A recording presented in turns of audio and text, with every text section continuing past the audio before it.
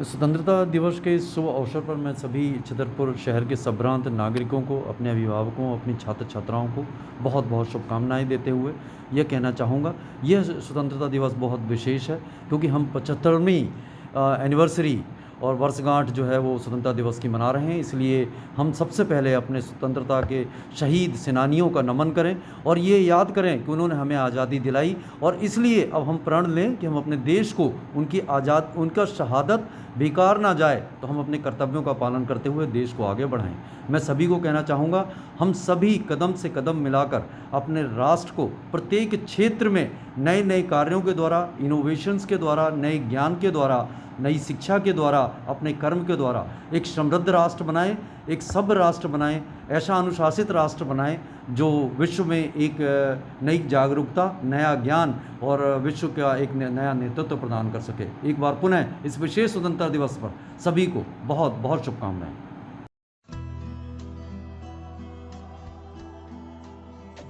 भारत की आजादी का अमृत महोत्सव। देश अपनी स्वतंत्रता की 75वीं वर्षगांठ मना रहा है। आइए इस अवसर पर देश प्रेम की एक नई अलख जगाएं। आइए राष्ट्रगान गाएं। 15 अगस्त 2022 को देश की आजादी के 75 साल पूरे हो जाएंगे। आजादी के 75 साल पूरे होने के 75 हफ्ते पहले केंद्र सरकार आजादी के अमृत महोत्सव का आयोजन कर रही है। अमृत महोत्सव के आगाज के लिए गुजरात के साबरमती को चुना गया है। यहीं से महात्मा गांधी के नेतृत्व में दांडी मार्च शुरू किया गया था।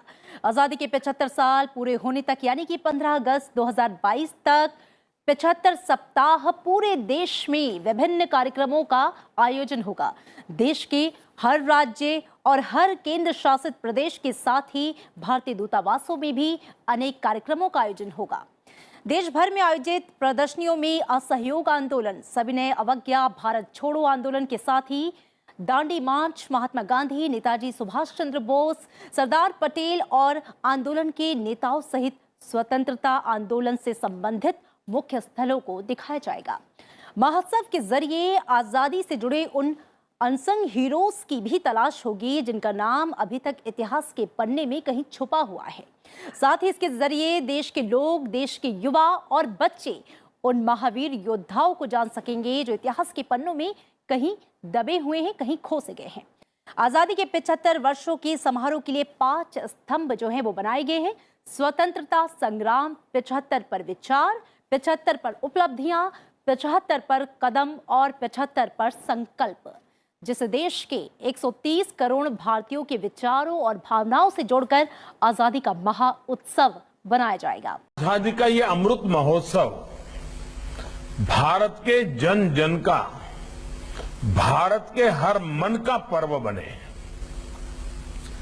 साथियों, आजादी के 75 साल का ये पर्व, आजादी का ये अमृत महोत्सव एक ऐसा पर्व होना चाहिए जिसमें स्वाधीनता संग्राम की भावना, उसका त्याग साक्षात अनुभव हो सके, जिसमें देश के शहीदों को श्रद्धांजलि भी हो और उनके सपनों का भारत बनाने का संकल्प भी हो, जिसमें सनातन भारत के गौरव की भी झलक हो, जिसमें आधुनिक भारत की चमक भी हो, जिसमें मनीषियों के आध्यात्म का प्रकाश भी हो, जिसमें हमारे वैज्ञानिकों की प्रतिभा और सामर्थ्य के दर्शन भी हो। जैसा कि आप जानते हैं कि अभी बहुत जल्दी ही हम 75th anniversary of independence day, 75वां स्वतंत्रता दिवस मनाने वाले हैं और उसके तत्वाधान में